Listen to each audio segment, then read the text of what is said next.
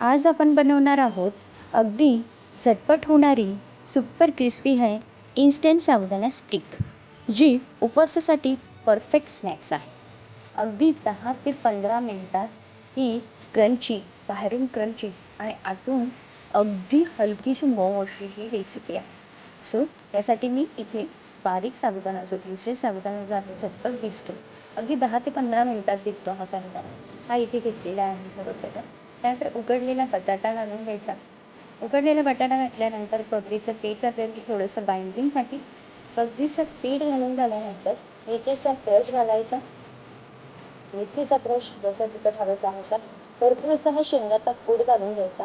भरपूर कोथिंबीर घालायची. शेंगाचा कूट आपण क्रिस्पीपणा येण्यासाठी, क्रंचीपणा येण्यासाठी, चवीनुसार मीठ घालायचं. आंबट गोडपणा येण्यासाठी थोडंसं दही आणि साखर घातलं. तुम्हाला पाहिजे की तुम्ही लिंबू पण त्यामध्ये यूज करू शकता. असं हे छान मिश्रण मिक्स करून घ्यायचं व्यवस्थित. अगदी त्याला पाण्याचा अंश ठेवायचा, ओलं ठेवायचं नाही याच्यात. तर आपल्या स्टिक्स आहेत तेलामध्ये फुटणार नाही. आता हा डो रेडी करून घ्यायचा. परफेक्ट डो रेडी झाल्यानंतर सगळी मी पोळपाटाला तेल लावून घेतलेले, तुम्हाला हव्या तसे तुम्ही याला आकार देऊ शकता. आणि इथे मी गोल करून त्याच्यात स्टिक्ससारखे कट्स केलेले आहे. मध्ये पण मी कट मारते कढईमध्ये व्यवस्थित तळले गेलं पाहिजे स्टिक्स आहेत ना.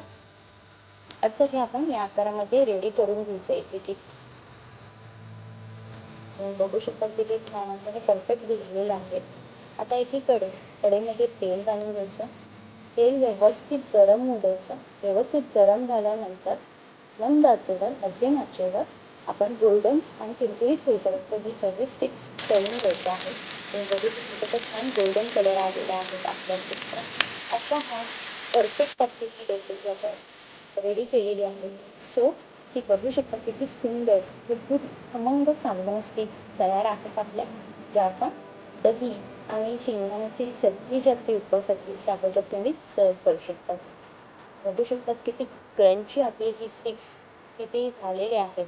तर मी दाखवते किती स्टिक्स क्रंची झालेले आहेत आणि आतून पण त्यात एक मऊ पण झालेले आहे. बघू शकतात किती मऊ आहेत आतून, तळले गेलेले आहेत आपण. सो अशा रेसिपी नक्की ट्राय करून बघा. अगदी झटपट होते. माझी जर रेसिपी मी बनवलेली रेसिपी जर तुम्हाला आवडली असेल तर नक्की लाईक करा, शेअर करा, सबस्क्राईब करायला विसरू नका. अशा नवनवीन आणि झटपट होणाऱ्या रेसिपी तुमच्यासाठी मी पुन्हा पुन्हा घेऊन येणार. असेच जोडलेले राहा माझ्या चॅनलसाठी.